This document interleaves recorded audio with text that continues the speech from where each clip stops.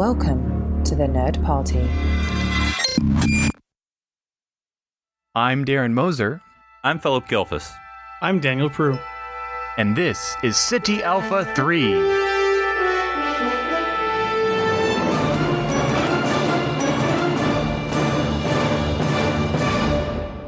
Hello, everyone, and welcome to Ceti Alpha 3, a Star Trek podcast here on the Nerd Party Network. I am your host, Daniel Prue, and joining me, as always, are my two fellow Strandies, Darren and Philip. Hey, guys, it has been, I don't know, like a month or something, it seems. I feel like, we've had the holidays. So how has your, first of all, welcome, Happy New Year to everyone. But Philip, how did your Trexmas and Trex new Trex? Stop trying to make Trexmas a thing, Daniel. It's not. Welcome to Trekuary. Oh gosh, that's even worse. I got a belated Trexmas gift, and it was because I'd seen it, but I don't think I'd ever actually had it in my hands. But it was now I've forgotten. But it's like the C-Spot run of Star Trek, but with the Kirk and Spock. So it's a Kirk and Spock adventure. See Spock accidentally give Vulcan nerve pinch. No, Spock, no, kind of stuff like that. That was kind of a cool little late arrival. Got my little Star Trek Snuggie that my wife gave me that I'm wearing right now. And I think I got another Star Trek book. I can't remember what it was, but it's over there on the shelf. Oh, I know. It's a special book on 2, 3, and 4 movies. So that sort of saga. It's called Chaos on the Bridge. You can buy it on. No. But yeah, and I'm looking forward to. I think I'm 2 Doctor Who's away from starting Star Trek or TNG season 3. So looking forward to getting back into my TNG rewatch. So surely one of those was not the Christmas special. Surely you watched that. Yes. I wasn't counting that, but yes. Yeah. What about you, Darren? Did you get anything? Did Santa come visit you? Or yeah, I got a little. He's pretty bad this year. I got a little bit of sci-fi. I got the season 3 and season 4 Lower Decks Blu-rays, so my collection is up to date. I'm not gonna say complete because I still need season 5, which at this rate, man, I was just noting that like Wicked is already coming out on Blu-ray. Like there's so much stuff that's coming out really fast. So I'm expecting it very soon, hopefully, for season 5 of Lower Decks. But my parents also did gift me a mammoth Blu-ray of all of Babylon 5. And so I was like, oh, well, that's another rewatch to put on the list with all my free time. How many seasons is Babylon 5? 5. It's in the title, Babylon 5. Wait a minute. Why did 5 seasons? Are we missing 2 Deep Space Nine seasons then? Because that is no. He wrote it to be 5 award-winning 110 remastered episode plus the gather. Yeah, no. I'm pretty sure he wrote it to be 5 seasons. Like, yeah, the story was going to end. Yeah, of where it suddenly was going to be 4, and then he jam-packed the ending into 4, and then was told, no, just kidding, get an extra one. And he already told, and so he had to like... It's great. The story was like really compressed and then really stretched, and, it all worked out. But, it's been a hot moment since I watched Babylon 5, or a couple years, so it'll be a fun rewatch. I bought myself a Blu-ray portable player because... I'm like, well, the only Blu-ray player we have in the house is on the PS5, so I rarely watch Blu-ray out there in the living room. Out there, yeah, I know, on the TV, but no, it's just in my tiny corner. That's what I'm going to watch. Daniel? What did Trex and Claws bring you? So I got a brand new Star Trek game for Christmas. On Christmas, in fact. It was released on Christmas Day. And by brand new, I mean it's 2 years old. It's been in Apple Arcade for the past 2 years. Oh. It's called Star Trek Legends. And it was just released on, I think, every other platform on Christmas Day.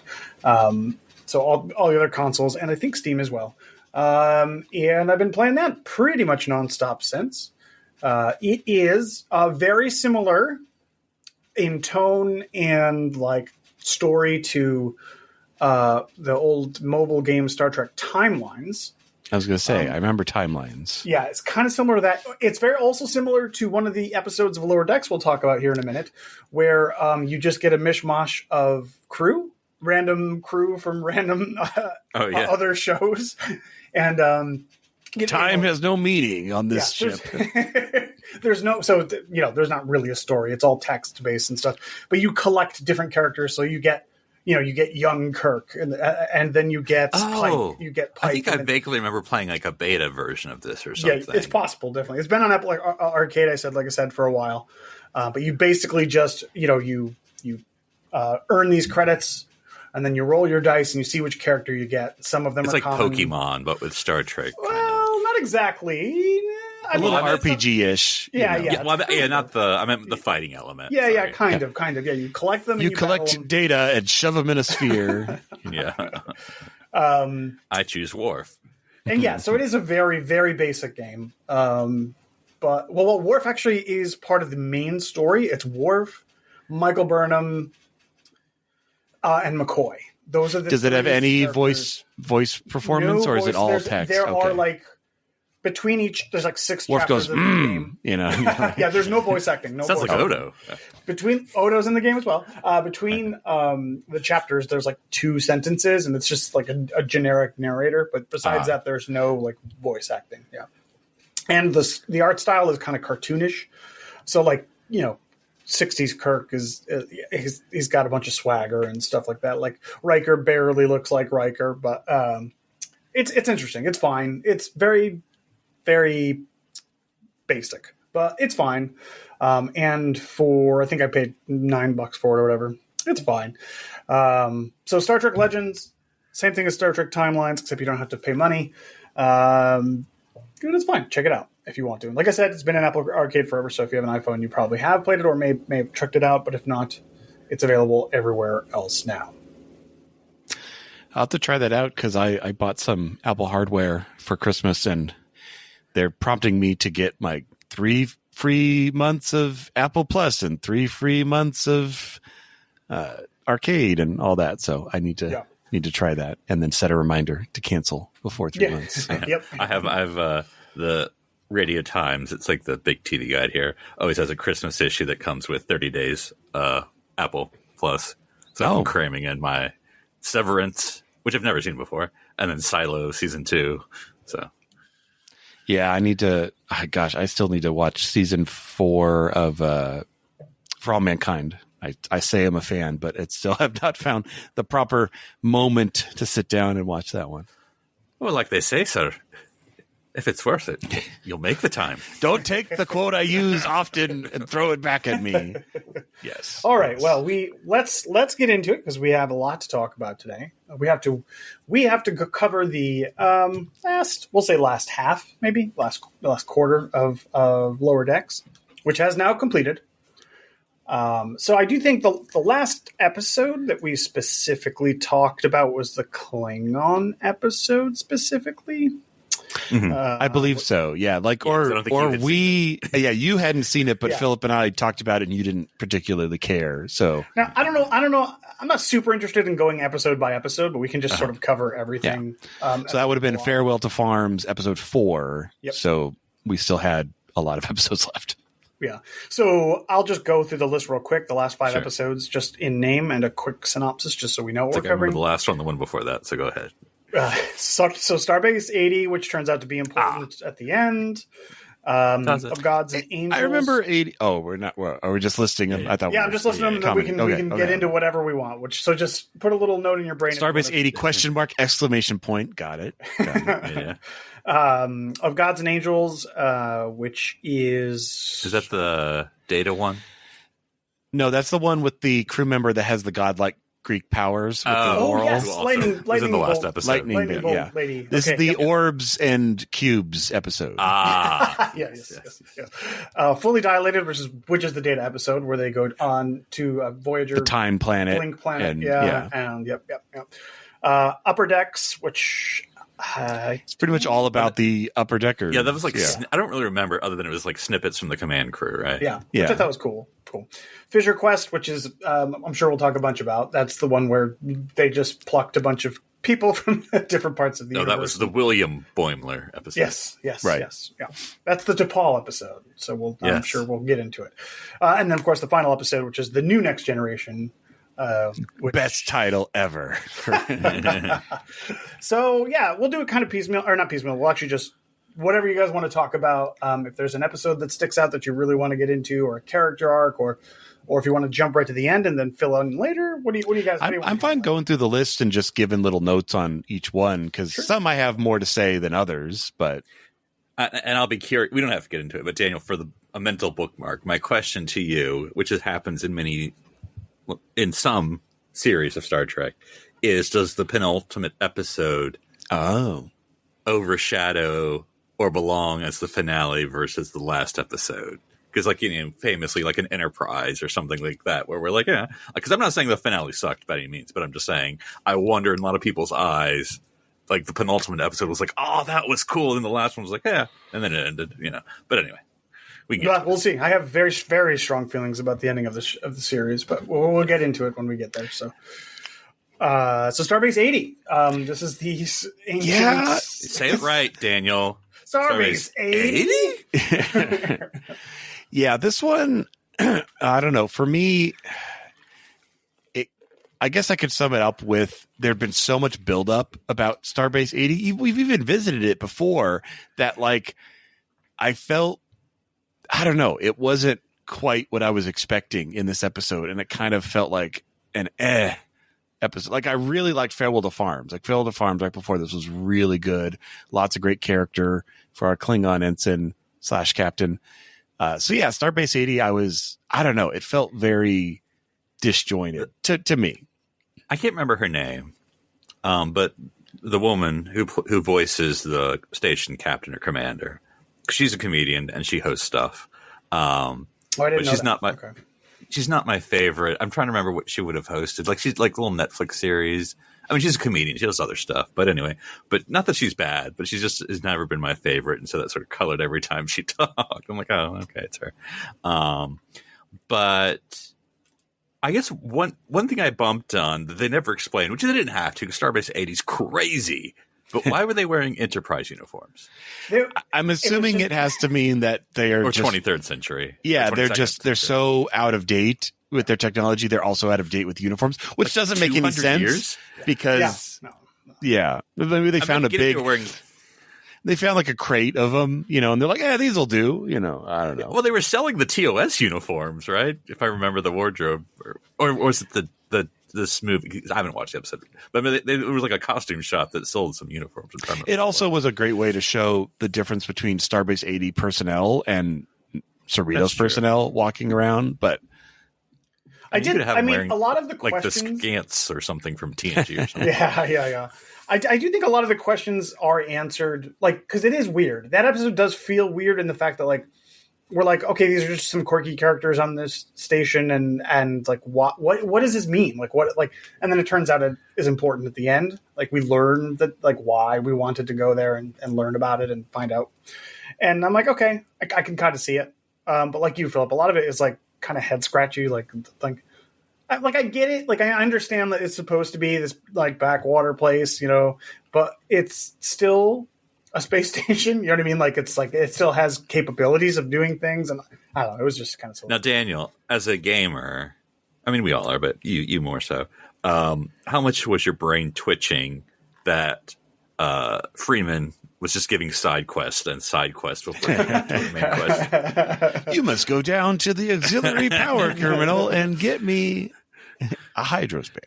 And only then will I. It's like, which I this is going to sound stupid. Like, I think it was obvious that was the guy to me from the beginning. So I was like, but then on the flip side, an obvious joke that still made me laugh the hardest was they go, I forget which characters, they're going to the arcade. I guess it was the same characters going to the arcade, and they're like, the Nausicans, or what is it? The Nausicans or whoever it was. And they're like, oh, where are you going unless you're going to the arcade? Yeah, we are. Oh, it's right over there. Oh, Yeah. no. Now the jokes all landed. It was a weird. It was a very. Didn't feel like the flow of the series. Like it felt like one of its own standalone. Because, like, I mean, with Lower Decks, I feel like we've always said, and I'm rephrasing, not that we've always said this, but that as far as like the references and of the early days, and even now, but like, it still feels like a real Star Trek world. I mean, like, it's funny, but it's real. But this episode's like, this doesn't really make sense and feel real. It kind of made me think. Right. It doesn't. It definitely does not feel real. What was like it? A real place that would exist that you would go to. It makes me think more. Was it like the first season, maybe second, where there was that mysterious station that had the alien with the 3 arms, like Eric's, like that felt way more. A way better payoff of like this mysterious place the farm that we finally go to.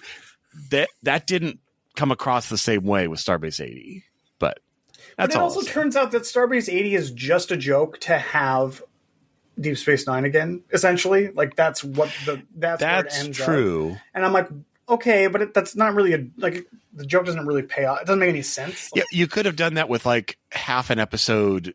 And you explained some Starbase 80 stuff. I don't think it needed its full episode to get that across. Yeah, not saying it's bad. Like we're saying, it's just kind of a weird one. It's just a little strange. So onward, onward to Of Gods and Angels. This is the one with the lightning bolt girl, right? No, is it Of Gods and Angles? Angles, right? You're right. Sorry. Oh, you're right. You're right. I see what you did there. Excuse my. Well, I was trying to remember how am I going to remember this episode. Then you told me how to remember it. I'm like, wait, that's probably the title then. Yeah, no, I mean, I like the cubes and orbs. They were very funny. Like all their insults to each other. They're like, "You have no edges," and I think we all, I think we all saw the fact that their kids are going to love each other like a mile away. Yeah, I'm like, Juliet. We see this. But it all worked out. It was a fun one. A return to form. Yeah, I think I'd have to watch it again because whatever. Star Trek only has, there's only 5 stories that exist in the world. But like, it reminded me of the Lower Decks episode with, I can't remember his name, Fletcher. Was it like the one super guy, but he ended up being like a terrible person who had like pretended to lose I forget what it was now. Lose like a battery or something, and every lie was a bigger lie. And then so the same thing with this new crewman god, whatever. Yeah, it was still weird seeing a Starfleet officer lie. And then the B plot with Boimler trying to emulate his pad self and become friends with Dr. Tiana. Again, we get payoff for that. Funny, I forgot but about like, it's a very different B story than the A. Yeah.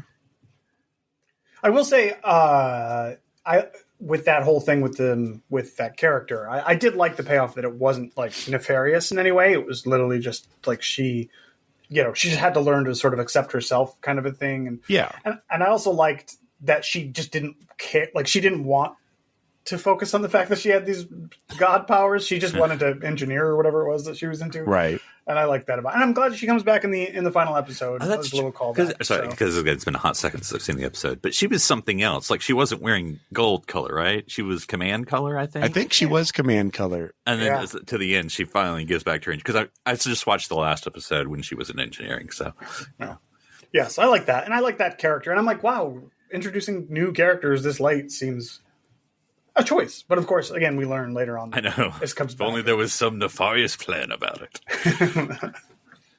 But I'm trying to remember that episode too. Wasn't the anomaly there in that episode too, or am I making it up in my head? Probably. It was like in the background a lot. Yeah. I mean, it was in the background a lot, but I feel like they didn't overdo it. It wasn't like in every episode. It was in most episodes, but I'm pulling up. Yeah. I just pulled up some screen caps, and she was in red in this episode. So she shifted to her true love of engineering. All right. Well, next episode is Fully Dilated, where this is what this says. the crew go on a pre-warp society undercover girls trip, which that's fair. That's cute. It's where Talin and Mariner and Tendi go on a planet that they know they're going to be stuck on there for like a year. I think it's a whole year. They end up staying there, and they find because data. the boys are eating at the transporter room. Yep, which is so silly, but whatever. Or Fine. I thought it was like a month, like it was meant to be like 2 months or something, and then it ends up being like several years because I thought it was just a year, but I could be wrong. I think it was anyway. Yeah, it could be. But either way, purple Data shows up and and he imparts some wisdom to the dueling science buddies. Purple Data's head. Let's be. That's right. Yeah, that's right. That's true. I did like how this kind of dealt with that issue, and then we were kind of like moved past it.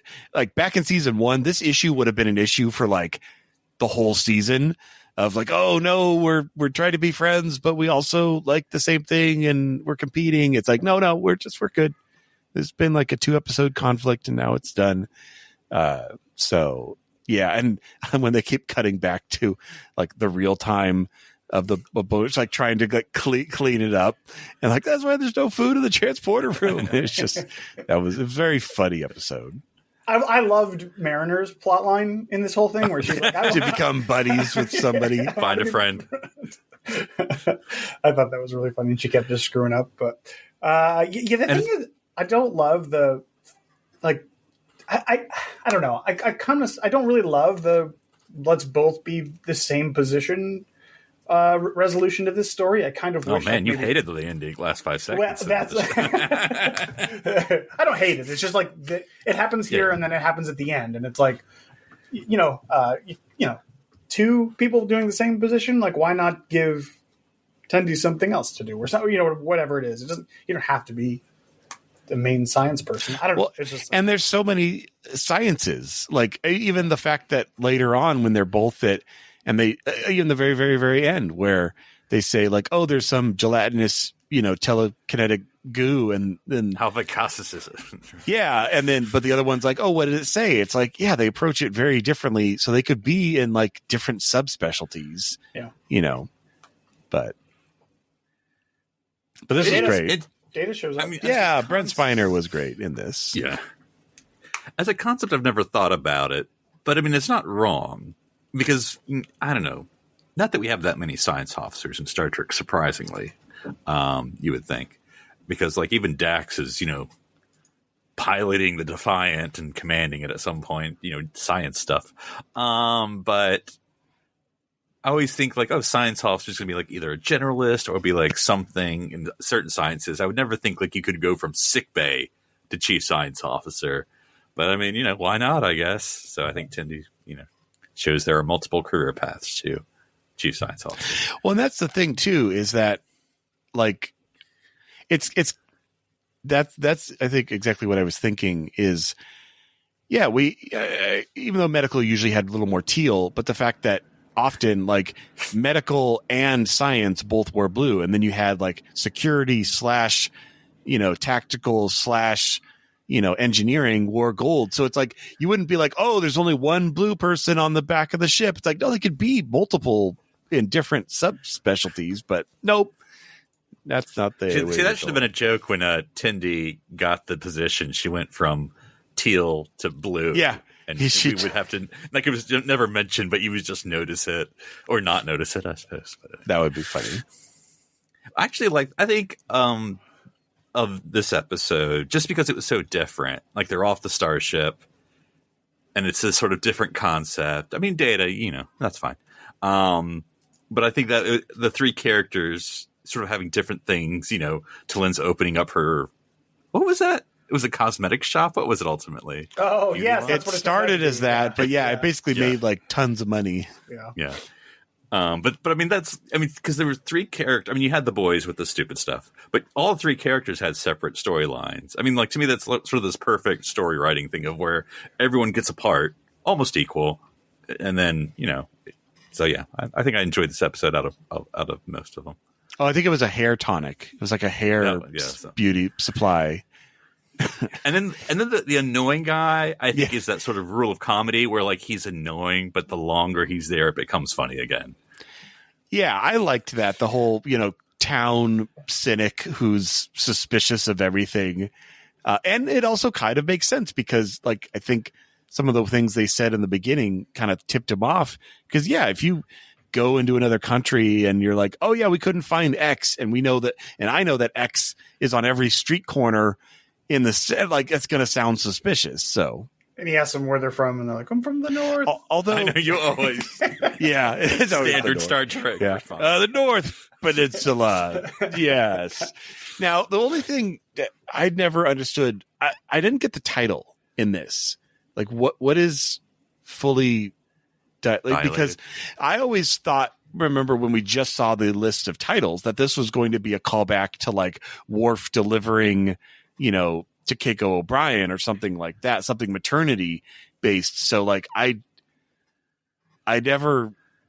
I think it's just me. I didn't time dilation. Well, yeah. Okay, that makes a little more sense. I would think I first. Yeah, it's just the term is so connected with like as someone who has birth. children. You would yeah. I'm like, what is this? Yeah, I think it's just a pun on the planet. All the titles are puns, but yes. No, I think you're right. Okay, I see it now. Like Upper Decks, that's a funny joke as well. I'm going to need help on this one because Upper Decks, I remember specifically, like we follow the bridge crew mostly, and then some of the subplots are Ransom is trying to quote unquote inspire some of the ensigns with the cloaking little ball ships, and Shrax is going through like a meditation duel with his trauma Cardassian self, and Tiana is like not being very empathetic about pain, and so they're seeing like, let's reset the pain thresholds of like a 1 through 10, and it all comes together. But yeah, those are the and then I don't remember if Freeman has a main plot. But it's mainly focusing on some of these other ones. But and then Billups is the cascading equipment failure where he's like reworking every single panel. So this was, especially it being the last season, I enjoyed like a good chunk of time with the command crew. Freeman is her plotline is whoever her assistant is following her around, and she has to keep going to the recital. Oh, that's right. Yeah, Captain duties. It's not Billups. It's the other guy. I can't remember his name, but that's right. And then it all works out where when they need them at the end, it's like, oh, I got a tuba and I'm turning into this, and that actually is helpful. And yeah, it was very TNG because, we're always going to symposiums and it was like Data's Day very much. I remember liking the episode quite a bit. I just the details sort of slipped out of my brain. Yeah, no, well, and I knew once we had a recap, both of you were like, oh yeah, I remember that part of the plot. And then, there were the non-complimentary aliens that tried to take them over, and if you complimented them, they like shrieked in agony. They're like, I think you're doing a great job. They're like, no, it burns, don't say it. So, and then I do love the Ransom wrap up when he he actually did inspire them all along. It's like classic. I think this is like the most Lower Decks of Lower Decks kind of episode where there's no way. We say Data's Day, but like this is like Data's Day to the nth degree. See what I did there. 2 episodes, but so like this works in an animated Lower Decks format. I don't think you could do anything remotely close to this level of story in one episode, in one 22-minute episode in any of the other shows. It'd be too much. And when you said that, what I also thought was it's also Lower Decks because we get to see all the other Lower Decks. It's not just our main. Right, that's true. It's the Beta Squad and the all the other Delta Shift. Yeah. And it's kind of a bottle episode, which is weird because like Lower Decks doesn't. They don't go anywhere. Well, so it's like it's interesting, but All right. Oh, and that's right. And then Freeman's husband arrives for the anniversary at the very end. Oh, that was sweet. And Yes, and now we all know that they're definitely married and they're definitely still in love. There's no ambiguity in that. But that's also a seed that we'll see pay off in the very finale. So that's right. Good job. Well, heading into the finale, we jump into Fisher Quest, which is the oh man, this episode. Yeah, this was when I was not ready for this one. So we basically spend the entire time, right? I think the whole time. I don't think we spend any time except for the very end. Yeah, the entire episode. The entire episode is in an alternate universe where this ragtag group of people we know from other shows on a Defiant class ship. Of course, they're on a Defiant class ship. So what'd you guys think? I mean, I couldn't, for as much as fan service as Lower Decks can certainly be, but I mean, I'm like, goodness, really? Like, really? And let's go through it. So we had Bashir, we had Garrick, all voiced by Harry Kim. And then Curzon Dax, which was a rando, but as far as the actual character was interesting. That was true. But to Paul, I'm like, geez, crazy. Like when later it's revealed they have Lily, I'm like, Lily, I accept Alfre Woodard as easier to get than Jolie. Right. Yeah, I was just looking at her IMDb or her Wikipedia page, and it's like, active this year to 2017, and 2024. Like she's been done, hasn't been acting, doing anything since then. So that was like they'd probably been working on that for a while to get her back. Well, I've seen a couple of interviews where they talked about it, and she was like, I'll do it if this and this and this, and they were more than happy to, and then to have her back is cool. Like that's a cool get. I don't know. It's and so for fans, because I think she's from a universe where she's lived with Trip for decades, and they had a full life, as opposed to the end of Enterprise, where that was not the case. Spoilers. Even though she's wearing the same clothes that she was. Well, Vulcan's age slower. Well, you're not their clothing now, but it's fine. It doesn't matter. Not a big deal. Having Curzon and her be buddy is not like a thing I ever thought that would sort of like check off, I mean, I like seeing Curzon because I always wondered about Curzon. Like he seemed like a very interesting, and it was always a tangential, because like we saw him at the very beginning of DS9, and then we see little moments obviously between Jadzia and Benjamin that I'm like, oh, what's more to this story? Like I want more. And then here's a ton of like this guy in this episode. And then I thought, are they going to put Dax inside of T'Pol? And I was going to get upset, I think, by that. I would not have liked that very much, but I think it was smart the way they handled it. Because then I remember, like, this is too much. Like, this is too much weirdness. Yeah. In my fan fiction, T'Pol is also a Trill and holds the Dax symbiont. It's like, all Dax. I mean, this feels like fan fiction. That's the thing. Like, when you go too far with it, I don't know, like it sort of breaks and maybe because it's kind of, and I would say it's not too far, it's just concentrated. It's the fact that like the Harry Kim joke on its own could be an episode, but you have that and the Garrick and the the T'Pol, like, so it's just the fact that it's all in one episode, and you're trying to move this one is the most move along the background season plot, so that's also tied in with the riffs and all of that. So yeah, because we had that whole other ship as well, the ring ship. Oh my god, all of that was in this. The fact, because when I saw it, I'm like, oh my god, it's the whatever it is, but anyway, it's the Enterprise ring ship, and then with Captain Lily and her merry crew. The thing that blew my mind, because I was like, oh, that's cool. They landed that thing, and I could see how it landed. I'm like, oh, my mind was like,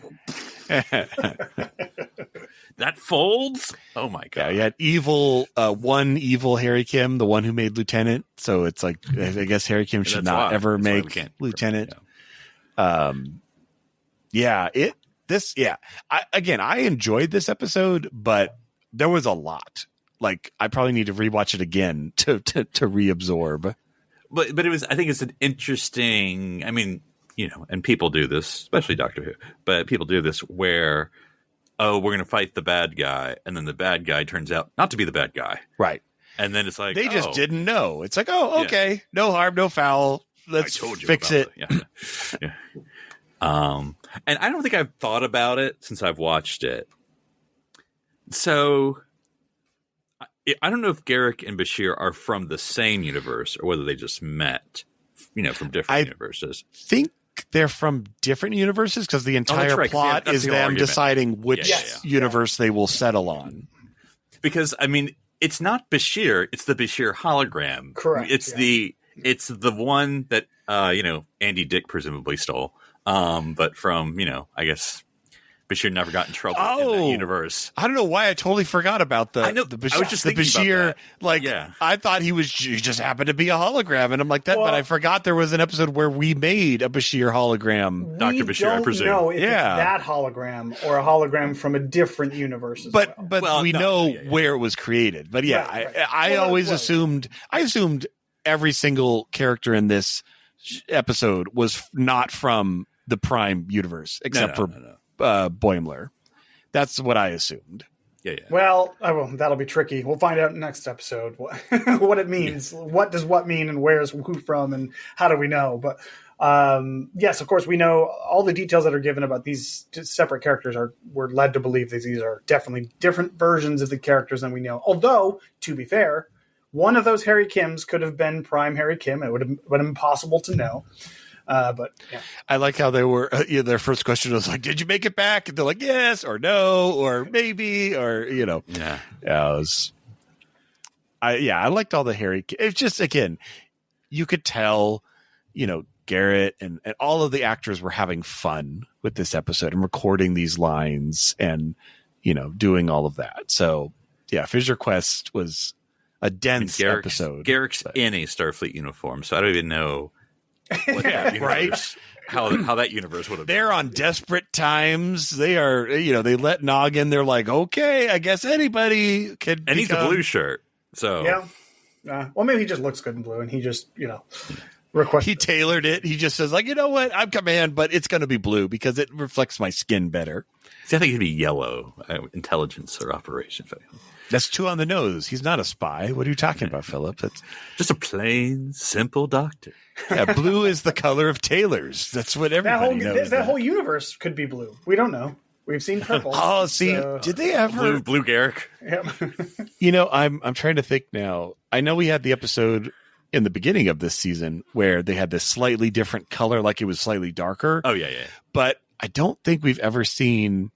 I think it would have been funny if we'd seen an alternate universe where the colors are just different departments. So like blue is command and red is engineering.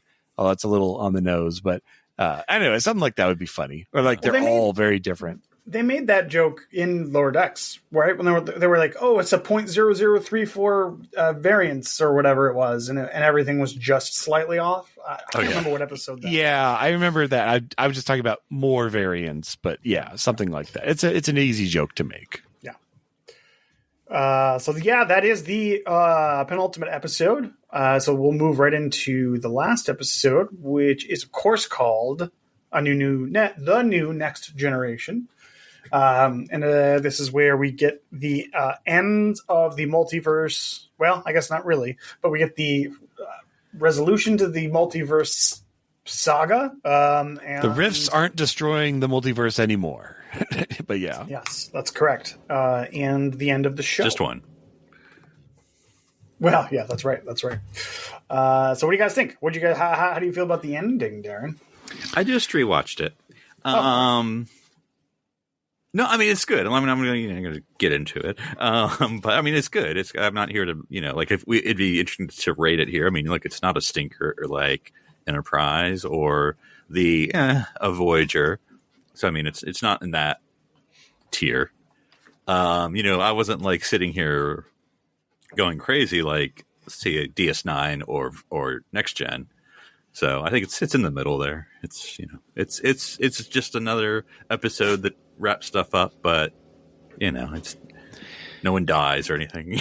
Right. I mean, I like the fact that they purposely wrote it to wrap up some storylines, but also continue. It's very much like All Good Things, where it's not like the end of All Good Things in Next Gen.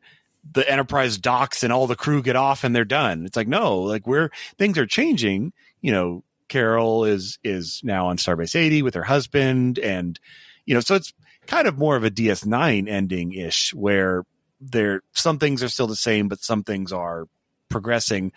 We'll later get into, how fast we're ending up on the bridge, but but overall I felt, I liked all the payoff in this episode because a lot of it really was payoff from this season. It wasn't trying to pay off like the season. Part of it was trying to pay off the series, but I'm glad this wasn't. It was a mix. It was a mix of like, oh, we're going to bring in the Lightning Girl, and oh, we're going to bring in, the Starbase 80, and the alternate Boimler, and all these aspects to the plot. So it all made sense. But then we're going to have our little coda and we're going to progress these characters, especially with Carol and Ransom as captain now. But I felt like I'm glad we had that earlier episode, Upper Decks. Like, I think that really was needed for Ransom to kind of re-cement him as he is a competent officer. Like, he gets the butt of the joke often, but I would be okay with him being in the center chair because that's where he ends up. So, yeah, Daniel, are you writing the spinoff? Have you been hired to do the spinoff of Starbase 80? I would refuse to do it. I would refuse to do it. It's not a wormhole; it's a space fissure. It's totally different. I love the ending. I love the Ransom stuff. I think it's great. I think all the payoff was fun and interesting. I really, really just like what they did with the multiverse rift, just like leaving it open. I thought they were just going to close it and call it good, and that was going to be fine. I would have been fine with that ending, but leaving it open feels like they're like dropping a cannon bomb inside of Star Trek and then just leaving. Like, I really don't understand it because like this is a thing that now exists, and I know I'm probably taking this way too seriously, but this now exists inside of Star Trek, and we can't get rid of it. It's like, here's the thing. Like Picard could go visit that.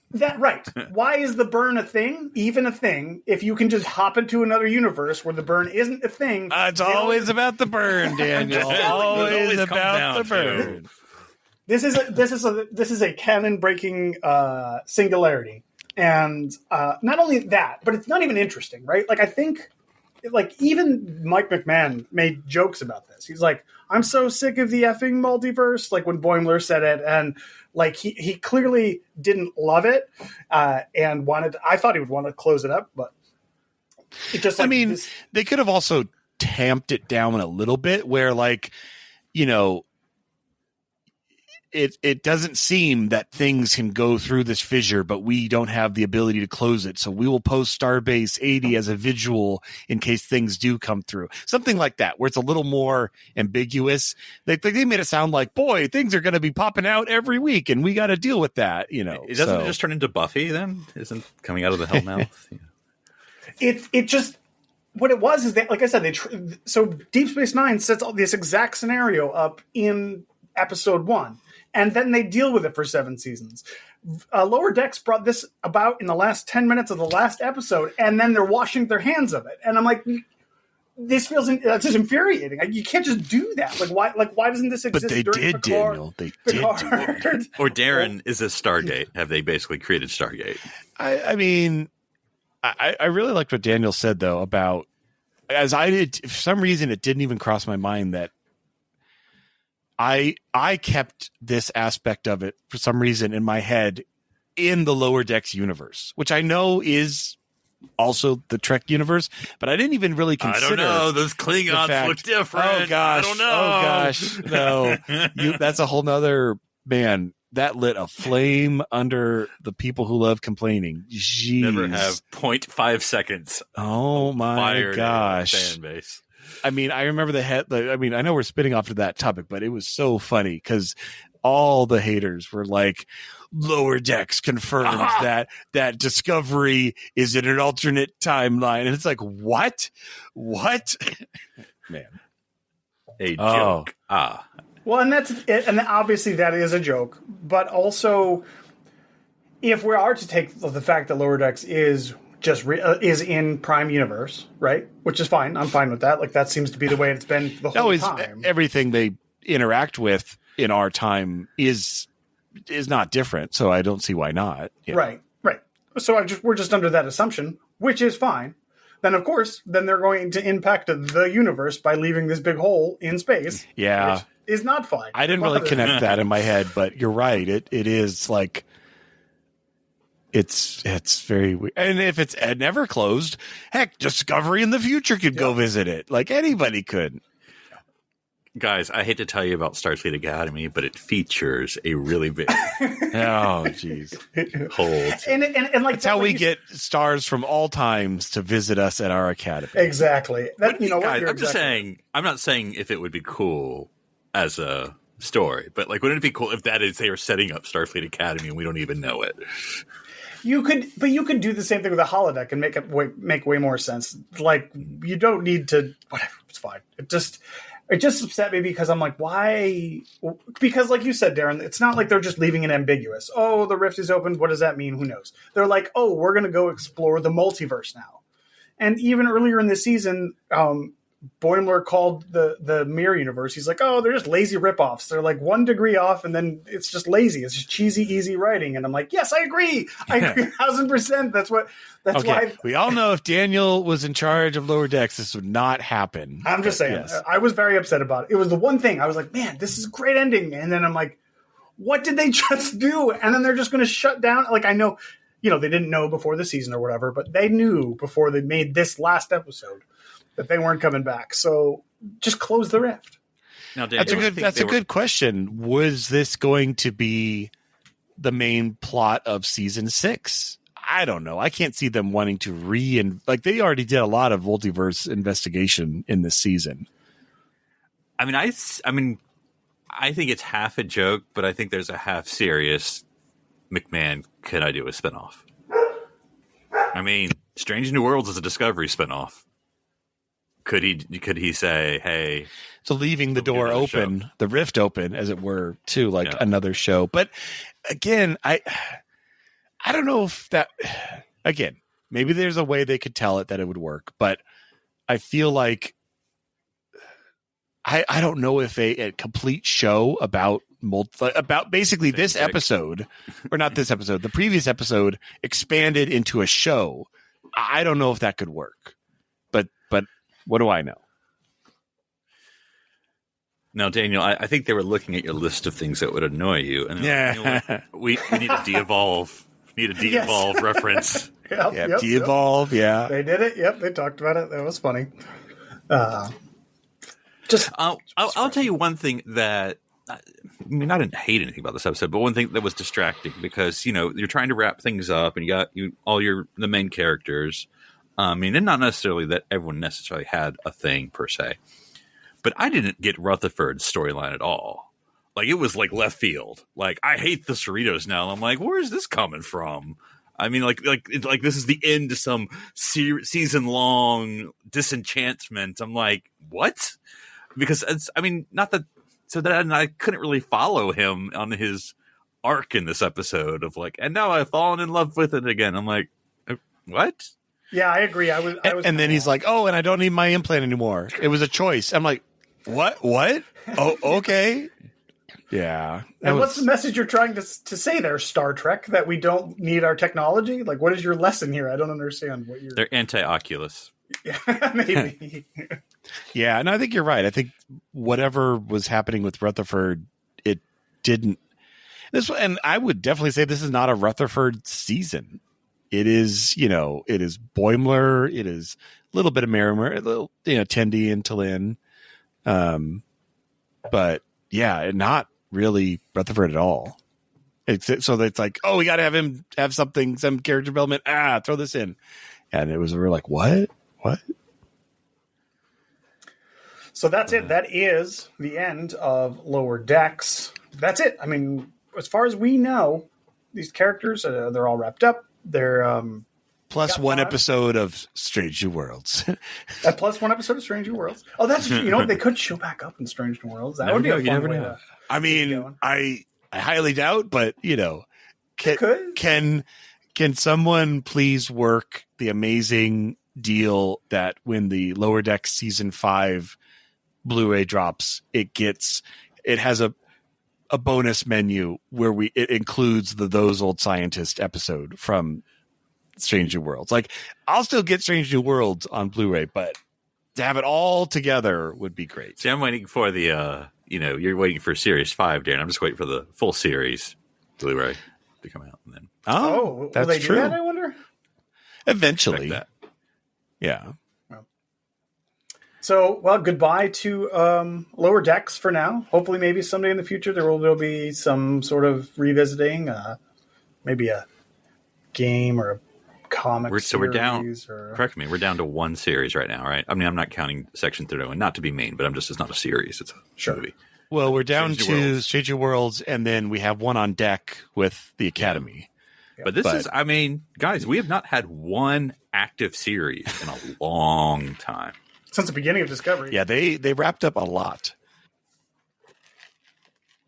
But I think, honestly, I mean, in the bigger picture, I loved Lower Decks. I know many people did. I think it proved that you could tell this kind of story in Star Trek in animated form. And actually, it was the better format. There's no way they could have told the majority of these stories from these last 5 seasons in live action. It would have cost too much. The actors would have been the wrong ages, all sorts of things. So what are you talking about? We all knew Mariner was like in her upper 30s the whole time, right? But yes, actually, speaking of Mariner, I was on a Wikipedia dive as I was going through the actors. I did not know. Maybe we already knew this. I feel like I'd forgotten then but Tawny Newsome is from Vacaville. Like she was born there. And so I kind of want to look in my like high school yearbook because she's like born the same year as me. I'm like, did we go to the same high school or did you go to the other high school? Because that would have been hilarious. But I feel like if she did go to my high school, I would have remembered because I was about to say that. She seemed like a presence. Yeah. Yes. Of course. I thought you were like, looking at her Wikipedia. Guys, she was in Space Force, the series? I did not know she was I haven't seen Space Force, so I didn't know she was in I literally just watched it for her. That's honestly. Well, we'll get more of her, right? She'll be, she's doing the writing. Theoretically. Hypothetical new show, possibly. Yeah, Untitled Show 5 or whatever they call it. Untitled Star Trek Office. Yeah. Which, At the very least, we might probably get her writing. I know, in fact, she wrote some of the early episodes for the new show coming out. First Academy. For Academy. Yeah. Well, we can't call the new show Legacy because it's already been used for a video game. Thanks, developers. But no, yeah, I think Lower Decks was a great thing. I can't remember where it fell into the order. It was Discovery, then it was Lower Decks. Oh, like when it came out? No, I think we got Picard first. That's a good question. I don't remember. But anyway, it was. I think it was a sort of breath of fresh air. Because I can't remember if it came before or after Picard, but it was sort of like serious shows, which is fine. Nothing wrong with serious shows, but it's sort of like let some air out. Like, are we just going to be like premiere drama now in Star Trek? Because we need a little bit of comedy. I'm depressed. So. Yeah. No. So Lower Decks was October of 2020. And Picard season 1 was January of 2020. So it was right after. It was the third. Yeah, okay. The third show. Series, yeah. So yeah, Discovery, Picard, and then Lower Decks. So real consistent, honestly. We got 5 seasons in just under 5 years, right? Yeah. I mean, it was and 10 full episodes every single time. No mid-season breaks. I'm looking at you, Prodigy. Discovery. But no, it was a good show. It will be missed. And speaking of, I don't know how to transition to this. How do we want to do finales? Speaking of penultimate episodes. Yes, so it's time to end this animated journey as well with us three. So I don't know, Darren, you ran the numbers. What are the numbers? Yeah, so this isn't necessarily counting, our Bird of Prey episode. Strange New Worlds. Yeah, our episodes where we were crossing over into other shows, but counting Earl Grey and Ceti Alpha 3, with our last episode being next week, we'll have done 510 episodes since we began in 2013. All those years ago. And you guys look the same. No change. So actually, I think you had hair, Daniel. Maybe. I did. Yeah, I didn't know who he was going to go to with that. But yes, it's been an amazing over a decade and hundreds of episodes. We just wanted to beat, more episodes than TNG. It's all we wanted. And we beat that in spades. But yeah, it's been a great time podcasting. And we'll have a lot more to say as we wrap everything up with no multiverse, Daniel, I promised, next week with our final episode. I had like 5 minutes about parallels, but fine. If only we had the time to talk about it. All right. But we thank you, our listeners, and we will see you. We'll see you all next week on Ceti Alpha 3. I'm Philip Gilfus. I'm Daniel Proof. And I'm Darren Moser, stranded here on Ceti Alpha 3.